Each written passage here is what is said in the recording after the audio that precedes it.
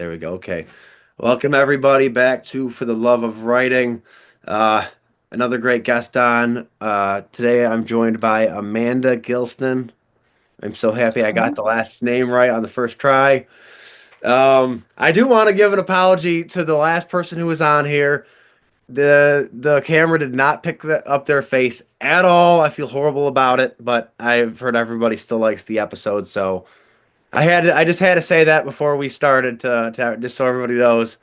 Um, I guess the first questions I'll ask is how old were you when you started writing and what got you into it? oh God, I've been writing for as long as I have been able to write. Um, what got me into it is I don't know. I think I come from a generation where we were always told children should be seen and not heard. So writing for me became a way to express myself and to make sense of my emotions, especially when I felt like I couldn't verbalize them. And even now, I'm not great at verbalizing how I feel, but I can write it down much, much better. So I think it just all comes from that. Okay. I get what you mean about the seen not heard. I do know that feeling a little bit. Probably not as Yeah. Probably not as much just because I'm only 33. So Okay. so I'm like I think just like the generation under. But yeah, I do know what you mean. Um, but that's awesome that you could use writing to like help you with that. Oh, it was fantastic, and like I have I have some old like journals that has really really terrible poetry in it, but it was like it's great even to look back on. And it's kind of sad in a way as well because it's like obviously I couldn't express the emotions, but it was definitely a great way to start writing, journal and then moving on to bad poetry and after that then the kind of longer short stories and eventually the novels. Yep. So you've written novels. Yes, I have one published. Nice. Yeah, yeah, it's it still doesn't feel real, it's Yeah. published over a year now and it's riddled with typos, but nothing I can do about that. But I'm very proud of it. It was a story that was a long time in the telling. And yeah, I became very attached to the characters. It started off as, I suppose you could probably market it as auto fiction. It isn't, but it probably should be. So it starts off based on a whole lot of truth.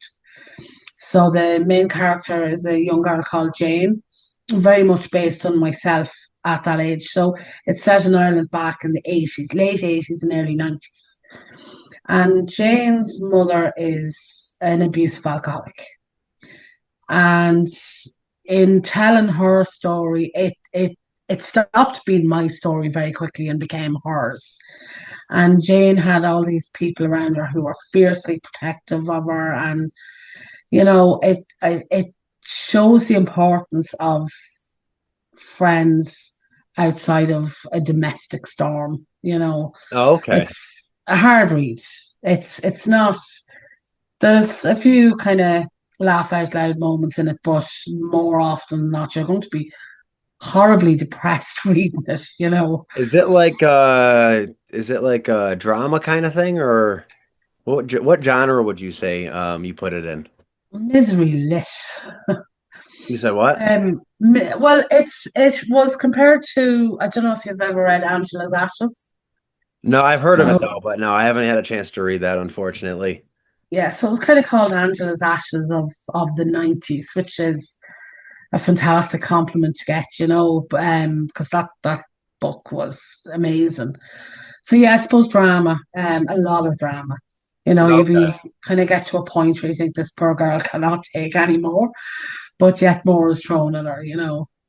Okay. I do like it. I definitely like it. I like the ones that are hard reads because of the material. I tend to like gravitate to those ones more. Okay, then you might like this one. It's Yeah. Yeah, it is. It was hard to write as well. It was there was parts of it now where I was there's a death a death in it. I won't give out spoilers. And even when I was writing this death, it was very very hard because you knew it was one of these deaths that had to happen for the plot to continue Yeah. in the way that it I wanted it to. But it was very hard. I think you become very very fond of your characters. You know. I know what you mean. I've a lot of the books I've written, it's some of the stuff in them, not all of it, but some of the stuff in it is from my own life. Mm. And sometimes it's just hard to write that stuff because it's like it brings back old memories. And like I've written about my dad and had him as characters, and he died a couple years ago. So it's sometimes it's very challenging to write that stuff. But it's amazing that you're able to do that though. It's I think it was a huge part of the healing process as well.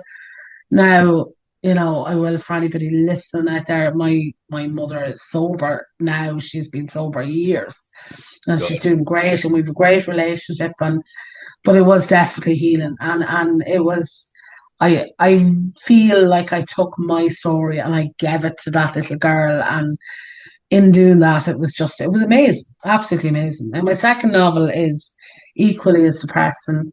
That's not published yet. And I've started my third one only recently, also depressing. I don't seem to be able to write any other type of stuff, only misery. I know what you mean. I like you're trying to take it one way and it goes the other way, and you Yeah. keep finding it doing that. Oh yeah, Mm. I keep trying to write like soft horror or like soft thrillers where they're not too, too graphic. And I just find myself diving headfirst into it. And it's like by the time I come out of it, I'm like, oh, I wrote another one that I think Yeah. people are gonna say is too much. Yeah. Oh yeah. Now our what's this book again called? You said it's called One for sorrow. you said One for Sorrow? Yeah. Yeah. Okay, One So for it's Sorrow. there's a theme kind of running through it where the main character loves magpies, the birds, magpies. And it's just kind of pulled from that, Okay. the old rhyme, one for sorrow, two for joy, three for a girl, you know. Oh, okay. Yeah, so it's a little play on that. Now is this available on Amazon or is it It like is, yeah, okay. Amazon and Kindle and well, local bookshops. Oh, nice. Mm, So you have it in local bookshops. That's really yeah, cool. yeah, and it I, is. It's fantastic. oh yeah, I'm not even in now for like local bookshops. Do you just take it in and tell them you want it in the bookshop, or do they have to like invite you to do it? It can be a mix of both, depending on the bookshop. So the local bookshops here would be the independent ones, and they love especially local authors, and they are so brilliant at promoting your work. It's great. Um, the bigger chains, they're harder to get into, but they also take a much, much, much bigger cut. So I'm happy enough to stay away from them. Oh, Though you okay. do get a bigger range and a bigger kind of target audience, it's you still lose out on quite a lot. So I'm happy to stay local or Yeah, I know what you mean. independent. Yeah, I'm the same way. I'm afraid of like don't get me wrong, if I found out I could be like published traditionally, I probably would do it just because. But at the same time, I don't know. I hear they take like so much more money, and it's like I'm the one that wrote the book. Yeah, yeah, Yeah. it really is terrible. Like I have this discussion at least once a week. I have a friend who's traditionally published, and you know, yeah, it can be quite soul destroying. Oh yeah. And it is, and they wouldn't be there without us. That's the Exactly. horrible thing, so it's yeah, I'm kind of my publisher is an independent publisher, Yeah. and which I would highly recommend going down that road. He's been absolutely fantastic, just from beginning to even now. He's just really, really great to deal with, and it's more personal, and you hold a lot Yeah. more rights, kind of uh, with creativity, especially. So I would recommend. Okay. Yeah, I have been thinking about doing that as well. I hate rejection. Oh, I cringe at it. And that's like, as a writer, you're gonna get so much rejection, and Yeah. it scares me to get it. I get so anxious because I've already I think it's called Book a Tour or something like that. Frida McFadden, she had The Housemaid published through that. And I went through that and I've put like all six of my books. I put them all I submitted all of them and just kept getting we like it. It's good. Mm, Keep trying. It's not what we're looking for. And I'm like, I get it. I'm like, I see the kind of books you guys publish. This really isn't in that variety. So it's always that, it's like I know what kind of books publishers are looking for, and some of them are just not my type of thing. yeah. Yeah. I get that too. Like, I mean, I couldn't write to a formula, like Yeah. I just couldn't. I like if I was lucky enough to sign a multi-book deal, I don't think it would be possible for me to write three novels in the same way, kind of Yeah. following the same path. Like I need to be able to do something different. Like the third one that the one that I've started is completely different to the first two. Now it is miserable and it is, kind of very emotional, that type of writing, but the storyline itself is I suppose is more modern than the other two.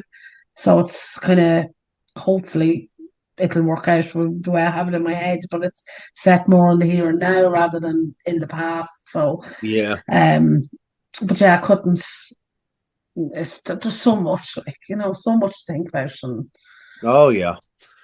So you have the one for sorrow. Is that the only one you've got so far right now, or do you have more books out? no, that's the only one I have out at the moment. Okay. Yeah. Okay. Yeah, at the moment, the second one is it's done. It's in my top drawer. I'm studying in a university in Dublin as well. So I'm studying English with creative writing. Oh So wow. Okay. yeah, I got off of the place shortly after my novel was published, and it would just seemed like an opportunity like too good to miss. So I'm in the middle of exam season at the moment, and I'm working on a poetry portfolio Yeah. and a creative writing portfolio. So, and as well as actual exams. So, yeah, editing and all that's just going to have to wait until the semester is over. I gotta get into stuff like that. My wife keeps on trying to sign me up for a Saturday afternoon creative writing class, and it's like 10 minutes from my house. Yeah, you And I should. Yeah, I keep saying I'm gonna do it, and it's been like 3 months of saying I'm gonna do it. So I think I'm just gonna dive into it one of these days because I don't know. I have never like I haven't gone to college for it or anything. It's just something I've always been into, and I really want. I don't know. I feel like it would maybe help strengthen my skill at writing or whatever I can get out of it. It may not even be that. Like I hate saying this because I'm so grateful to be like this is a degree, and I'm so grateful to be have the opportunity to do it. But I don't feel like I'm gaining a huge amount from the creative writing end of it. But what I do feel is hugely beneficial is the networking. It's the people I'm meeting, and Yeah. it like that's worth its weight in gold. Like it's so I'd highly recommend. Like I also run a creative writing group. So I do that on Monday evenings. Oh, okay. And so there's so far I've 16 people in the group, and some travel like an hour, to come Oh, down to come in wow. on a Monday night. Yeah, Okay. it's Absolutely. I would highly recommend a creative writing group. Okay. If you can't find one, start one. Okay.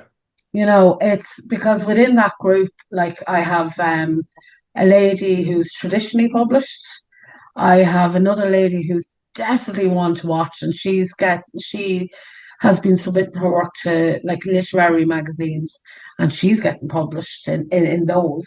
Oh, I have poets, I have playwrights. I actually have a waiting list of people asking to get in. Like it's out of everything I've done so far in life, writing wise, yeah. that's my most proudest thing because I've gathered together this amazing bunch of people and we bounce off each other every week. And, if there's, yourself, you hit a block or the motivation runs dry, you walk in, and see all these people sitting in front of you, and it's hard not to be motivated Yeah. to keep going, you know. And it's also good if there's plot holes that you can't see, they'll see it. Or somebody else might have an eye for editing that, Yep. it's all there in front of you. Oh yeah, like when my editor went through the last book I just put out. Oh, it was like I thought it was perfect. The second draft, I get it done. I read it and then I was like, find one mistake, I bet you can't. And he goes through it and just tears it apart. And he's like, this makes no sense. He's like, this is a plot hole. He's like, who is this one person you mentioned one time and you never mention him again? And he's like, and there's no reason to even mention him. And I was like, oh. And he's like, you keep calling this person by this name, even though you originally called him this, and you keep switching it. And I was just like, it's the things people find Yeah, just going through your book when there's only one set of eyes on it. It's crazy what people can find. yeah, yeah. Oh, it really, really is. Like there's, yeah, things that you could read it 100 times Yeah. and somebody will still find something. What I like doing is I like going through books. Like I say, I'm reading a new book that just came out. My favorite thing is, and it sounds horrible, it does, but I love finding a mistake or a little error somewhere in the book where instead of putting the word thought, they put though. And Oh, you know yeah. they meant to have a T at the end, or they put no and they were supposed to put known. I found that Yep. I found that the other day when I was reading a book, and I literally shouted to my wife. I was like, "I found one!" And she's like, "Found what?" And I was like, there's an error." I was like, "They missed it," and I'm like, "I'm not the only one that has these." No, And they're in mine. They just like there's a couple of typos in mine that I noticed. Like I had to do a few public readings, yeah, and it's literally I've been standing in front of a microphone with my novel in front of me, going, "That word doesn't look right." It gets past and that has gone through me. I'd say 5 times. It has gone through an yup. editor, has gone through line edit, gone through publisher. They just get through, and it's nobody's fault. We're human. The one thing I've learned that my editor he told me he's like what you got to do is you got to read your entire book out loud to yourself. Yes. He said read it out loud. He's like you will find so many mistakes. And I Yep. did that and I was through like the second page after we had already edited it. I wrote it twice and then I him and I went through it twice. I'm reading it and I was like, "Oh, this part doesn't flow." And he's like, and then he had me send to him the part that didn't go together and he's like, "Oh, wow, you found something." Yeah. And it's just like these little things and it's like us as authors, it's like you want every word to be perfect. There's an Irish author, I don't know if you've ever heard of her, called Claire Keegan. She writes novels. So her work is quite short, but it is worth reading her novellas to kind of give you an idea of how every single word counts. Like she is ruthless. And like her novels, they're really, really small. You'd Yep. read it in one sitting, but every word is just. powerful, you know. Oh yeah. And I think she's a great example of, you know, kill your little darlings and get rid of the stuff that doesn't matter. You know, Yep. get rid of the rambling. And I'm guilty of I ramble quite a lot. Me too. I I have a book fair I'm going to in February, and I'm bringing two of my books. And I was reading the one, and I told my wife, I said, this one's perfect. I can't find any issues. I like it. I'm like, there's some things I would change, but I'm like, I'm not gonna go through it all, and I'm like, I'll leave it how it is. I'm like, it's fine. And the other one I went through, it's the book's like I'd say about 6 years old, and just going through it, the first page, I found like 10 different things I didn't like. And I'm like, thank God this book's only 150 pages because it's a very, very short novel. And I might as well call it a novella, but I like calling it a novel just because it was originally like about 200 pages, but I just started chopping it down. And it's like now that I'm going through it, it's like I've taken away 10 pages. And I'm like, how is this happening? And just I keep on deleting stuff because I'm like I don't see the point of it. But It's yeah. it's to where like because I've had so many years since I wrote it, I'm just fighting all these issues with it, which I'm happy I'm doing that because I've got 2 months to go through the whole thing and I'm like halfway done with it, so I'll be ready with it in time. But it's just going through it and it's like wow, I've changed so much. This stuff is some of it's horrible and I have to delete it. Oh yeah, it's the pain of being a writer. You're going through your old stuff. Oh, it's painful. Oh yeah. Yeah, it's Go absolute, but it's also good to have it there to see how you've, yeah. you know, improved and grown over time. Going through it though, I think what I enjoy is when you go through something you wrote like say 10 years ago and you're actually impressed by yourself from 10 Yeah, years ago and you're like, "Wow, this isn't bad." yeah. Oh yeah. I'm going to ask you some questions. This is my favorite part of the whole podcast. Okay. So where I this is always the first question. Where's the craziest place you've ever written? Oh, that could have been the craziest piece I've ever written. I think. Oh my God. No, I'm gonna have to. I was out one night. Oh God, this has come back a few years. And I was working on a poem. Somebody had asked me to write a poem for a funeral. So for a lady that had died. Oh. And I couldn't. I was really struggling with it. And over here there's from the time somebody dies to the time they're buried is actually it's only 3 days. Mm-hmm. So I had a very, very short space of time to write this poem. And I happened to be out on the night the lady died. And it was about 2 o'clock in the morning. I was in a nightclub.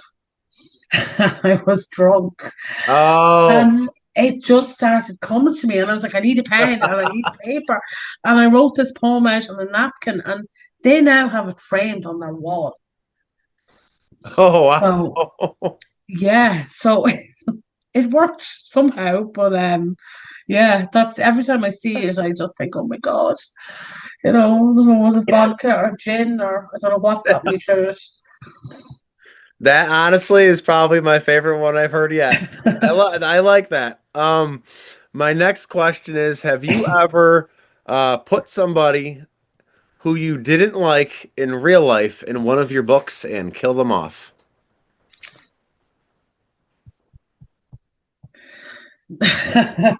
No, I've done worse. Um, it's not somebody I didn't like, but it's somebody, oh God, and this is really bad. It's somebody I knew from a long, long time ago. And I had him written very, very true to life at the time. Yeah. So a raving alcoholic, you know, Oh. really, yeah. And he was a kind of a secondary character in the novel. And I thought, sure, hey, I'm never going to see him again. You know, I haven't seen this guy in like 20 years, maybe. So on the night of my book launch, over 100 people showed up, and I had that particular chapter open, ready to read. And I look across the room, and there he is standing there. And I thought, oh shit. So I have not heard from him since. He has not accepted my friend request on Facebook, so I assume um he's not happy with what I wrote. Oh, I like that. Um, my next question is, what is the craziest thing you've ever had to research on the internet for a book?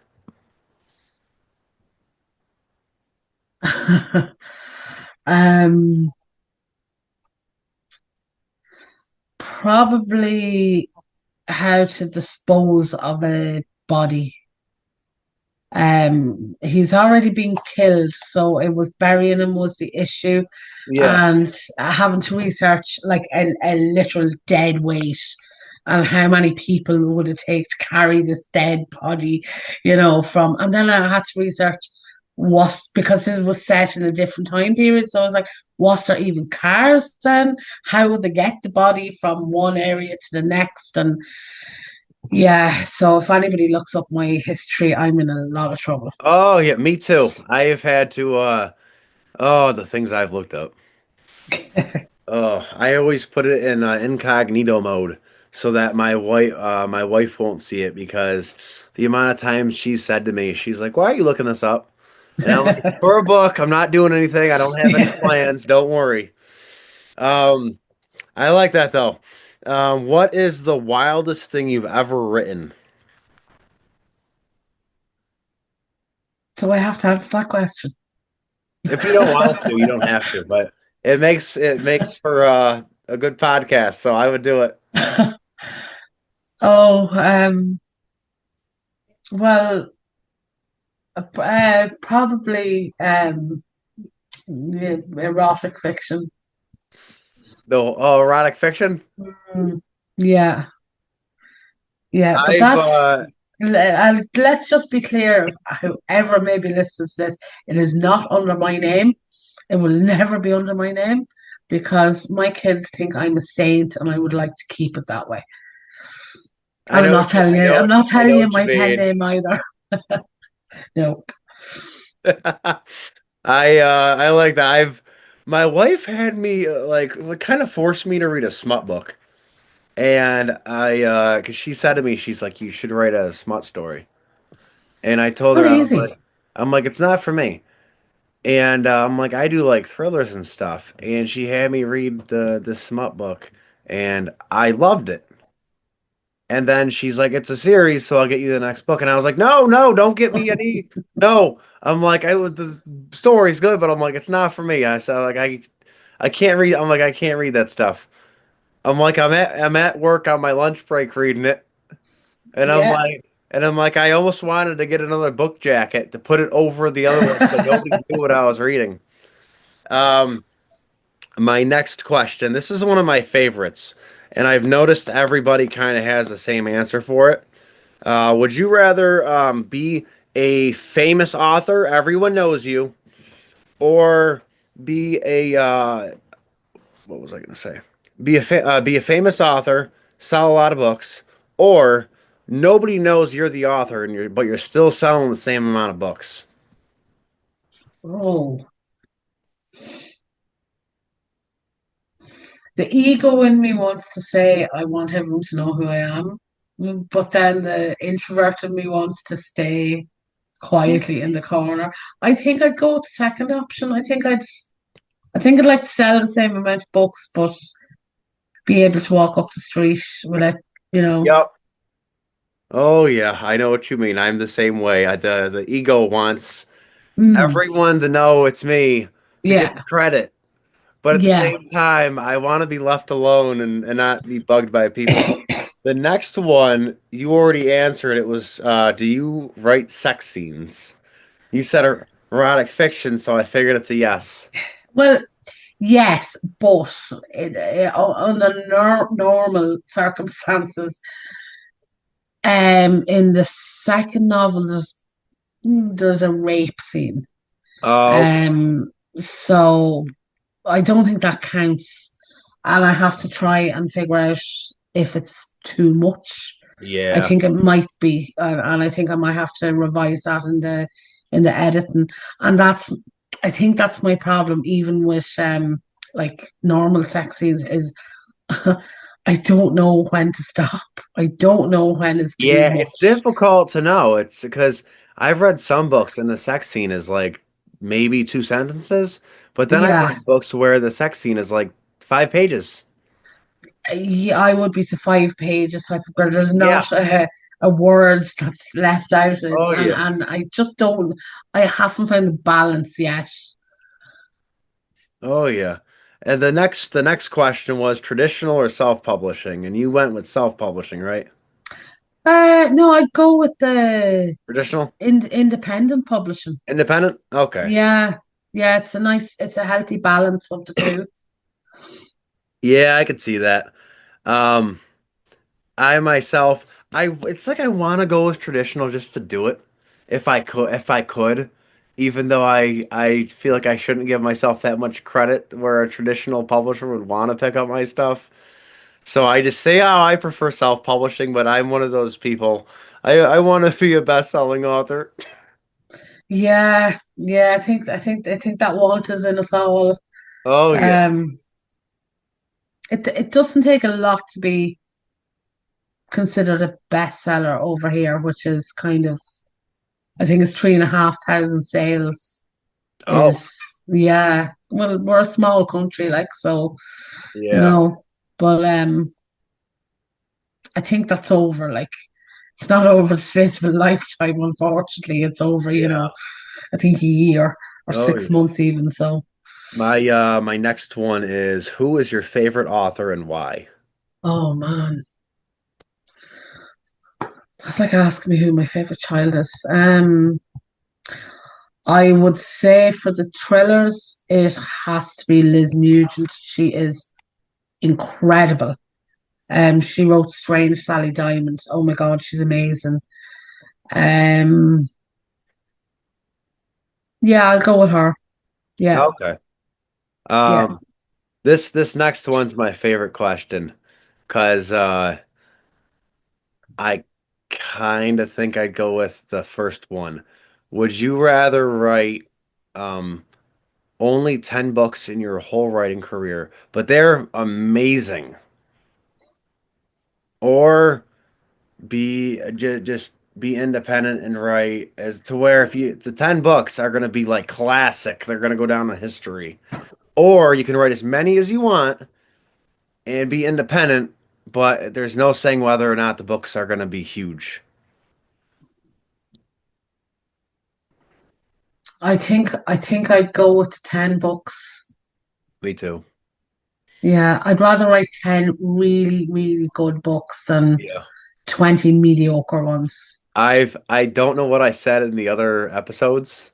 I think I might have said the other one, but I honestly deep down I would want 10 like classics Yeah, because it's like I don't know, I've met people who have written 15, 20 books and they're like maybe like 200 pages and I had to put it down after the first 5, 10 pages.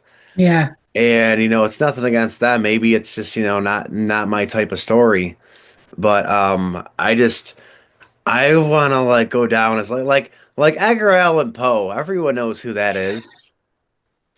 Even if they're not into his stuff, they still know the name, and that Yeah, guy's been gone for a long time. I want to be remembered like that, to where it's like, oh, Rob Novell, he wrote a lot of thrillers and horror. That's I think that's all of our like dreams.